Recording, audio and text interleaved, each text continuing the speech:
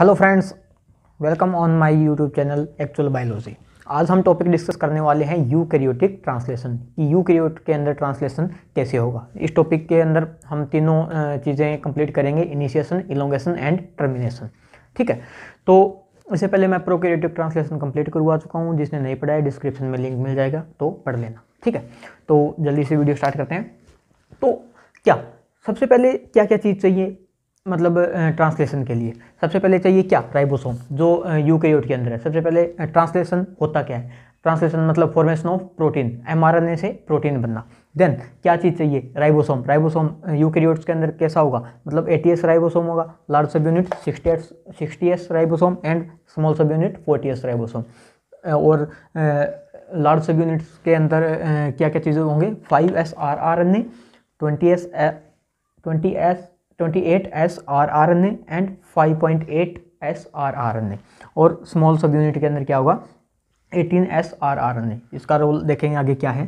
ठीक है, तो सबसे पहले क्या होगा देखो, अब ये है। ठीक है, कि मतलब कौन सा फैक्टर आता है, कौन सा फैक्टर नहीं। सबसे पहले हम इनिशिएशन स्टार्ट करने वाले हैं। इनिशिएशन स्टार्ट होगा यहाँ से, कुछ फैक्टर्स काम करेंगे, उसको हम बोलते हैं eukaryotic initiation factors. Eukaryotic initiation factors कौन से हैं अभी देखते हैं। देखो, सबसे पहले आएगा अभी मतलब राइबोसोम है। ये राइबोसोम की स्मॉल सब यूनिट है, इट इज़ 40s सब यूनिट। ठीक है, तो क्या होगा देखते हैं। फर्स्ट जो मेरे पास इनिशिएशन फैक्टर आएगा वो क्या है? EIF3। EIF3 के बाद में जो क्या है फैक्टर आने वाला है EIF1A।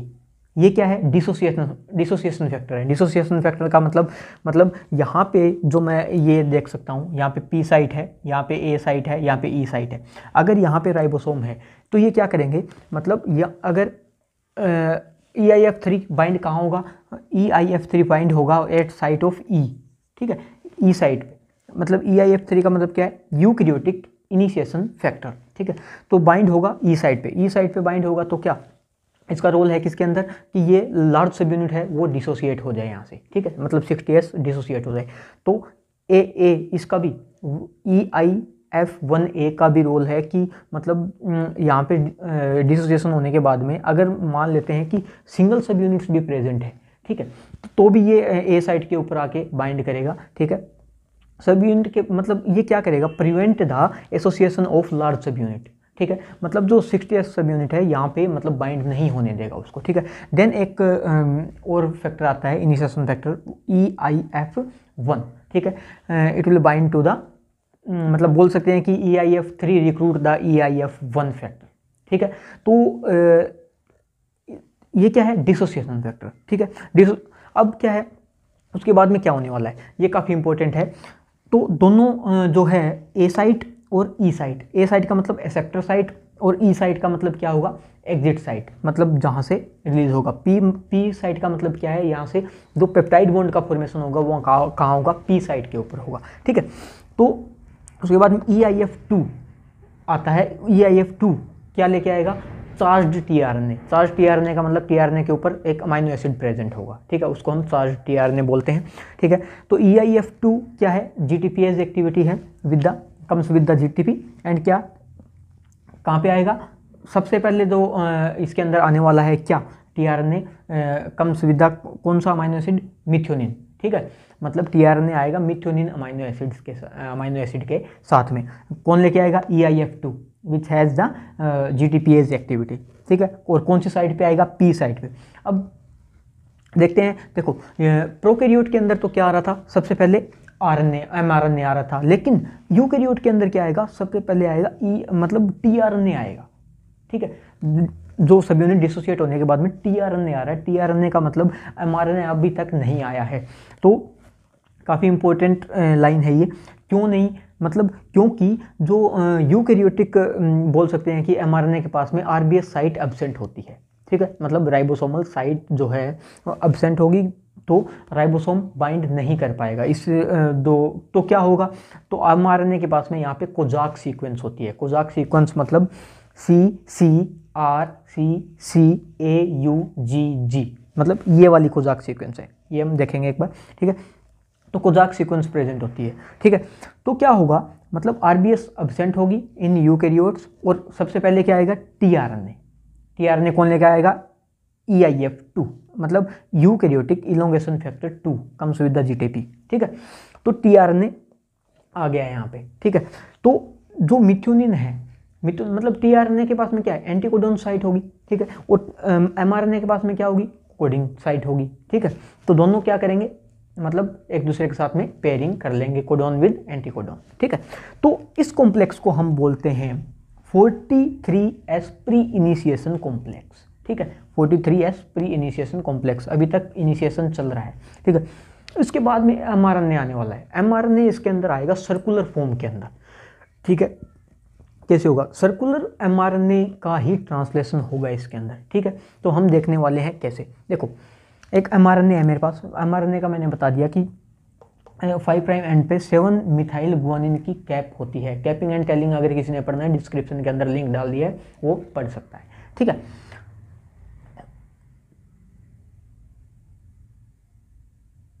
तो कैपिंग क्या होगा मेरे पास, कैपिंग इज द को ट्रांसक्रिप्शनल मॉडिफिकेशन बोल सकते हैं। ठीक है, ट्रांसक्रिप्शन के साथ साथ में ही मतलब कैपिंग होगी इसकी, किसके अंदर, ट्रांसक्रिप्शन के अंदर।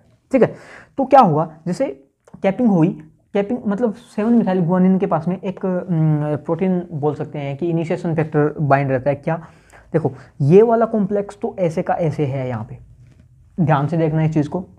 ये वाला देखो 1,3,1,3 मिथ्योनिन आया। ठीक है, EIF2 ये लेके आया, देन EIF1A। ठीक है, ये वाला अब आ रहा है एमआरएनए के ऊपर क्या क्या चीज़ होगी, और सर्कुलर फॉर्म के अंदर होगा।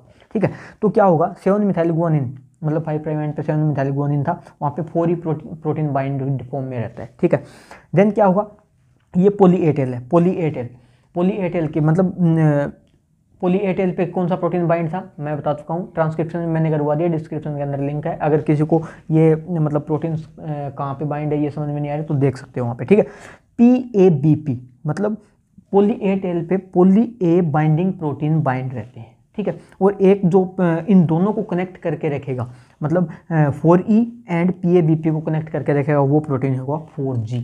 ठीक है, मतलब यूकैरियोटिक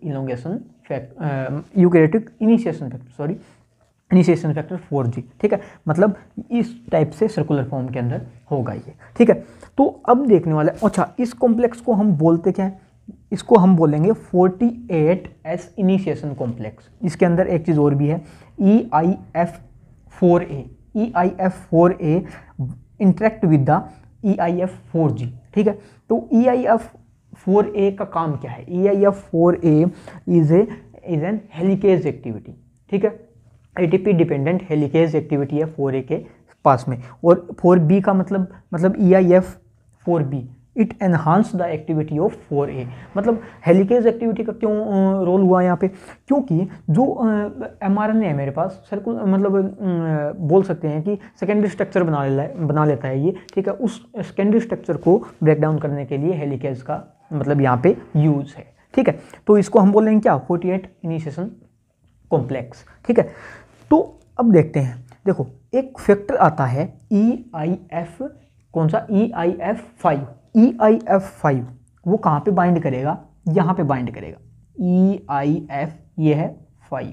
ठीक है, अब इसका काम क्या है, देखो कहाँ पे बाइंड होगा, 3 एंड मतलब EIF3 एंड EIF2। ठीक है, इसके पास में 5 के पास में मतलब क्या है, GTPase एक्टिविटी है, बाइंड विद द 2 एंड 3। ठीक है, तो GTPase एक्टिविटी है, तो GTPase एक्टिविटी मीन्स क्या, हाइड्रोलाइसिस ऑफ GTP। ठीक है, हाइड्रोलाइसिस ऑफ GTP का मतलब क्या है, तो सारे अब फैक्टर का डिसोसिएशन हो जाएगा। फैक्टर डिसोसिएशन मीन्स कौन से चले गए, यहाँ से 1 गया 3। ठीक है, IF2 and also dissociate the IF मतलब EIF5। ठीक है, मतलब EIF1, EIF3, EIF5 and EIF2 will get dissociate. ठीक है, यहाँ से डिसोसिएट हो जाएंगे, लेकिन EIF1A still present here, one more initiation factor comes and कौन सा, मतलब EIF5B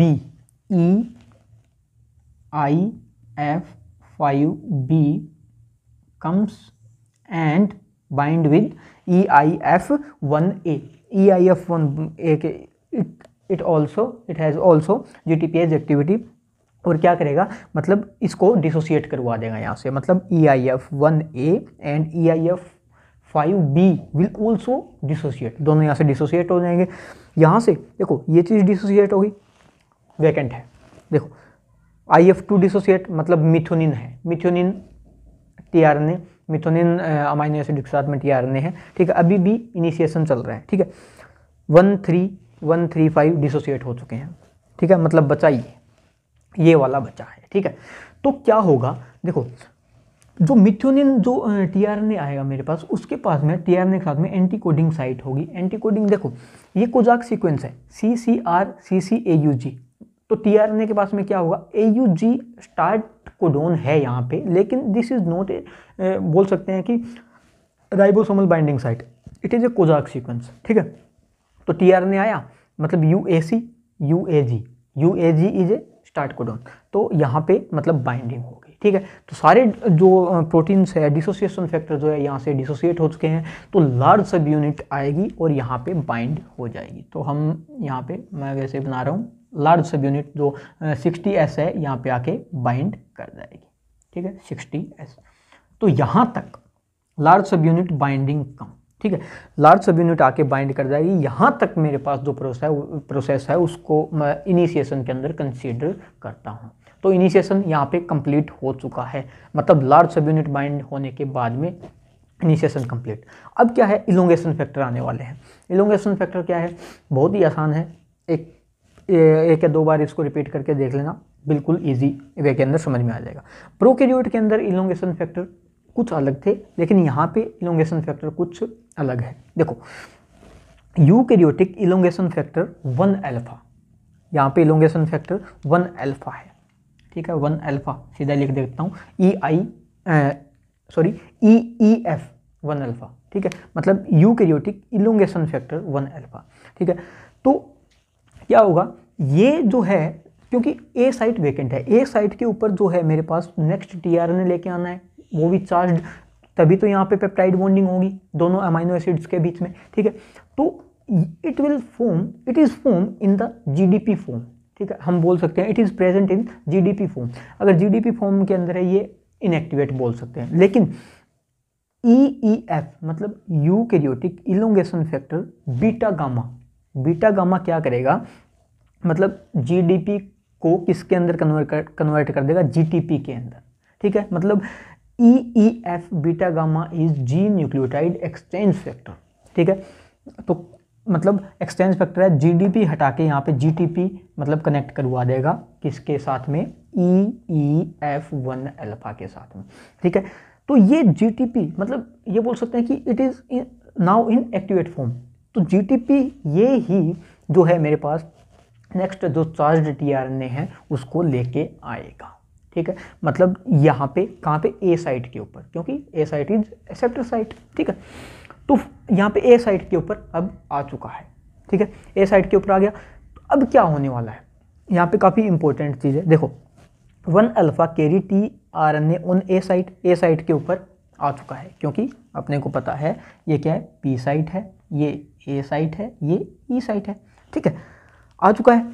देन क्या है, GTP हाइड्रोलाइसिस, क्योंकि GTP के साथ में आ रहा है, GTP hydrolysis 1 alpha get dissociate, मतलब जो यहाँ पे जो ये है मेरे पास, ये वाला 1 अल्फा यहाँ पे, तो ये क्या हो जाएगा, यहाँ से डिसोसिएट हो जाएगा, मतलब अब यहाँ पे ये वाला नहीं है मेरे पास, ठीक है, मतलब 1 अल्फा गेट डिसोसिएट, यहाँ से डिसोसिएशन, ठीक है। मतलब अब डिसोसिएट हो गया तो क्या होगा, नेक्स्ट पॉइंट क्या है, देखो peptide bond form, peptide bond बनाएगा, पेप्टाइड बॉन्ड मतलब इन दोनों के बीच में यहाँ पे कोई ना कोई ये मैं बोल सकता हूँ कि अमाइनो एसिड प्रेजेंट होगा, ठीक है, जो अभी tRNA आया, तो पेप्टाइड बॉन्ड का फॉर्मेशन कौन करेगा, 28S RNA, ठीक है, काफ़ी इंपॉर्टेंट लाइन है। तो पेप्टाइड बॉन्ड का फॉर्मेशन यूकैरियोट के अंदर कौन करेगा, 48S RNA, बट प्रोकैरियोट के अंदर क्या 23S RNA कर रहा था, ठीक है। तो क्या होगा, यहाँ पे इन दोनों के बीच में पेप्टाइड बॉन्ड का फॉर्मेशन होगा, मतलब मिथोनिन एंड यहाँ पे, तो अगर पेप्टाइड बॉन्ड का फॉर्मेशन हुआ, तो पेप्टाइड बॉन्ड का फॉर्मेशन हुआ तो मतलब यहाँ पे तो ये पहले से ही प्रेजेंट था, कोई भी अमाइनो एसिड, तो यहाँ पे मिथ्योनिन यहाँ पे आके बाइंड हो जाएगा। ठीक है, पेप्टाइड बॉन्ड, अब ये डाइपेप्टाइड बॉन्ड है कहाँ पे है, ए साइड के ऊपर, इस चीज़ का ध्यान रखना, मिथ्योनिन यहाँ पे ट्रांसफर हो जाएगा, या फिर बोल सकते हैं पास टू द ए साइड। ठीक है, पेप्टाइड बॉन्ड फॉर्मेशन के बाद में यहाँ पे जो था मिथ्योनिन ट्रांसफर हो जाएगा कहाँ पे, ए साइड के ऊपर। ठीक है, अब क्या होगा देखो, तो पेप्टाइड बॉन्ड, तो डाइपेप्टाइड बना है दोनों के बीच में, वो कहाँ पे होगा, ए साइड के ऊपर। ठीक है, देन क्या है देखो, अब क्या है, क्योंकि अब ए साइट वैकेंट नहीं है, पी साइट भी वैकेंट नहीं है, तो नेक्स्ट जो है मतलब टीआरएनए कैसे है, नेक्स्ट टीआरएनए आने के लिए क्या है, एक इलोंगेशन फैक्टर काम करता है, उसको हम बोलते हैं EEF2। EEF2 ये क्या करेगा, ट्रांसलोकेशन करेगा। ट्रांसलोकेशन का मतलब राइबोसोम को आगे बढ़ाएगा। आगे बढ़ाने का मतलब क्या है कि देखो, आगे बढ़ाने का मतलब क्या है, ये चीज़ यहाँ पे आ जाएगी और ये चीज़ यहाँ पे आ जाएगी, तो ए साइट वैकेंट हो जाएगी। ठीक है, मतलब ये वाली चीज़ देखो, जो मिथ्योनिन था यहाँ ट्रांसफर हो गया, जो टीआरएनए है, जो अनचार्ज टीआरएनए है वो ई साइट के ऊपर आ जाएगा, और जो मतलब यहाँ पे डाइपेप्टाइड का फॉर्मेशन हुआ था वो comes to the P site. ठीक है, मतलब अगर ये वाला यहाँ पे है, देखो ये चीज़ यहाँ पे बता रखी है। ठीक है, मतलब ये चीज़ यहाँ पे आ जाएगी, ये चीज़ यहाँ पे, जो अनचार्ज टीआरएनए था ई साइट के ऊपर, ई साइट क्या है, एग्जिट साइट है, तो जो ये अनचार्ज टीआरएनए उसको यहाँ से डिसोसिएट करवा देगा। ठीक है, तो क्या होगा, अब क्या है, दोनों अमाइनो एसिड्स यहाँ पे प्रेजेंट है, दोनों को बीच में पेप्टाइड बॉन्ड का फॉर्मेशन हो चुका है। देन क्या होगा, देन फिर से यूकैरियोटिक इलोंगेशन फैक्टर 1 अल्फा आएगा, किसके साथ में, विद जीटीपी हाइड्रोलाइसिस होगा। यूकैरियोटिक जो है इलोंगेशन फैक्टर डिसोसिएट, और यहाँ पे जो टीआरएनए लेके आया था, यहाँ पे हम बोल सकते हैं कोई भी अमाइनो एसिड हो सकता है, अमाइनो एसिड। देन क्या होगा, ये डाइपेप्टाइड यहाँ पे ट्रांसफ़र हो जाएंगे। ठीक है, डाइपेप्टाइड यहाँ पे ट्रांसफ़र हो जाएंगे, तो मतलब यहाँ पे ट्राईपेप्टाइड का फॉर्मेशन हो जाएगा। तो सारे जो है मतलब यहाँ पे तीनों अमाइनो एसिड्स हैं जो है मतलब कहाँ पे आ गए, अब ए साइड के ऊपर। ठीक है, तो इस तरह से मतलब ए साइड पे आ जाएगा, फिर से आएगा क्या, मतलब वो आएगा क्या, EEF2 फिर से ट्रांसलोकेशन होगी, तो ये डाइपेप्टाइड कन्वर्ट होगा किसके अंदर, ट्राइपेप्टाइड के अंदर। यहाँ पे ये ब्लू वाला मतलब यहाँ पे आ जाएगा, और फिर से ट्रांसलोकेशन फिर से आगे जाएगा, फिर से मतलब कौन सा फैक्टर आएगा, EEF1 alpha, EEF1 alpha charge tRNA को लेके आएगा।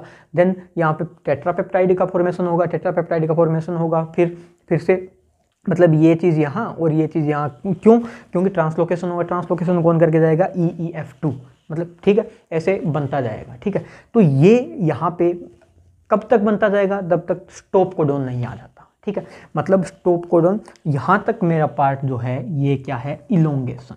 ठीक है, जब तक स्टॉप कोडॉन नहीं आ जाता। ठीक है, तो नेक्स्ट हम स्टार्ट करने वाले हैं टर्मिनेशन। ठीक है, इलोंगेशन समझ में आया, तो हम बोल सकते हैं कि इनिशिएशन स्टेप के अंदर कोई भी पेप्टाइड बॉन्ड का फॉर्मेशन नहीं हो रहा है। ठीक है, फर्स्ट पेप्टाइड बॉन्ड का फॉर्मेशन कहाँ होगा, इलोंगेशन के अंदर होगा। ठीक है, देन क्या है, टर्मिनेशन मतलब साइट कौन सी है, UAA, UAG एंड UGA। अगर mRNA के अंदर कहीं भी UAA, UGA या फिर UAG आ जाता है तो मतलब it will codes to the terminate. ठीक है, अब टर्मिनेशन कैसे होगा, टर्मिनेशन के लिए यहाँ पे टीआरएनए के साथ जो मेरे पास टीआरएनए है उसके पास में कोई भी बोल सकते हैं कि टर्मिनेशन साइट प्रेजेंट नहीं है। ठीक है, तो उसके जगह पे क्या आएगा, टीआरएनए के EERF, मतलब यूकैरियोटिक रिलीजिंग फैक्टर का मतलब क्या है कि मतलब पेप्टाइड बॉन्ड को रिलीज कर देगा यहाँ से, मतलब हाइड्रोलाइसिस होगी, पेप्टाइड बॉन्ड को रिलीज कर देगा।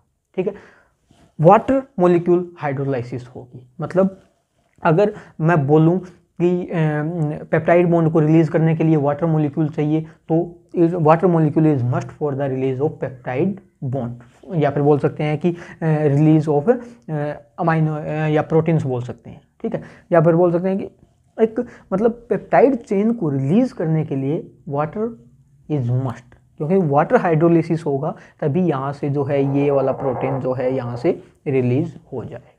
ठीक है, आई थिंक वेरी इजी। ठीक है, ERF रिलीजिंग फैक्टर आ गया। अब क्या है, अब देखो रिलीजिंग फैक्टर आया, अब ये फैक्टर कैसे डिसोसिएट होगा यहाँ पे। अब यहाँ से तो ये प्रोटीन तो मेरा निकल चुका है। ठीक है, इस टाइप से मतलब प्रोटीन का सिंथेसाइज होता जाएगा और कैसे। अब आगे क्या होगा, अब यहाँ पे एक फैक्टर आने वाला है, क्या, यूकैरियोटिक रिलीजिंग फैक्टर 3।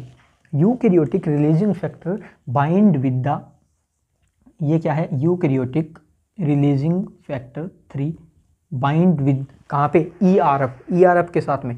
देखो ERF एंटर करेगा विद द साइट ऑफ, ये क्या है, ए साइट के ऊपर। ठीक है, और बाइंड करेगा किसके साथ में, ERF। जब ये एंट्री करेगा तो ERF प्रेजेंट होगा GDP फॉर्म के अंदर। देन एंट्री के बाद में GTP आएगा, GTP के बाद में क्या होगा, ये कन्वर्ट होगा किसके अंदर, ERF GTP। देन क्या होगा, GTP हाइड्रोलाइसिस होते ही दोनों फैक्टर यहाँ से डिसोसिएट हो जाएंगे। कौन सा ERF एंड ERF3 दोनों डिसोसिएट हो जाएंगे यहाँ से। ठीक है, अब क्या है, ये प्रोटीन भी बन गया, ये भी डिसोसिएट हो गए, लेकिन जो पेप्टीन जो है, लेकिन mRNA तो रिलीज नहीं हुआ हमारा, mRNA तो यहीं फंसा पड़ा है। तो उसके लिए क्या है, कुछ और फैक्टर काम करते हैं जिसको हम बोलते हैं क्या, अब क्योंकि साइट ए वैकेंट है, इसको मतलब जो है mRNA को रिलीज करवाना जरूरी है। जो पी पे ऊपर जो था, पी साइड के ऊपर जो एनचार्ज tRNA है, उसको भी रिलीज करवाना जरूरी है। ठीक है, इसके लिए एक फैक्टर आता है ERRF, यूकैरियोटिक रीसाइक्लिंग फैक्टर, जिसको बोल सकते हैं ribosome recycling factor. Eukaryotic ribosome recycling factor क्या करेगा, दोनों जो है मतलब इन दोनों को सेपरेट कर देगा। दोनों को सेपरेट होते ही मतलब क्या होगा, सेपरेट द राइबोसोम, दोनों सेपरेट हो जाएंगे तो मतलब नेक्स्ट प्रोटीन का सिंथेसाइज होगा मेरे पास। ठीक है, क्योंकि इसके साथ में जो है मतलब कोई ज़रूरत नहीं है कि मतलब जो नेक्स्ट प्रोटीन बनना है वो इसी से बनना है। ठीक है, नेक्स्ट ये राइबोसोम और कहीं भी काम आ सकते हैं। ठीक है, तो इस टाइप से जो है मेरे पास प्रोटीन का सिंथेसाइज होगा। और अगर एक सिचुएशन दे रखी, इफ़ नो स्टॉप कोडॉन कम, अगर किसी कारणवश स्टॉप कोडॉन नहीं आता है तो यहाँ पे एक स्पेशल RNA काम करता है, उसको हम बोलते हैं tmRNA। ठीक है, tmRNA यहाँ से क्या है, पेप्टाइड जो बोल सकते हैं प्रोटीन का रिलीज करवाएगा, उसको TM को बोलते हैं ट्रांसफर मैसेंजर RNA। ठीक है, तो ये था हमारा टर्मिनेशन। तीनों पार्ट यहाँ पे ख़त्म हो चुके हैं और मेरी रिक्वेस्ट है यहाँ से मतलब पूरे लेक्चर को 2 बार तो कम से कम ज़रूर देखें, क्योंकि तभी ये चीज़ समझ में आएगी। थोड़ी सी कॉम्प्लिकेशंस हैं लेकिन इतने भी कॉम्प्लिकेटेड नहीं है फॉर CSIR नेट। ठीक है, आई होप ये वीडियो आपको समझ में आई होगी। अगर वीडियो समझ में आई, लाइक करना, कमेंट करना और चैनल को सब्सक्राइब जरूर कर लेना, ताकि आगे आने वाली वीडियो आपके लिए हेल्पफुल रहे। Thank you so much.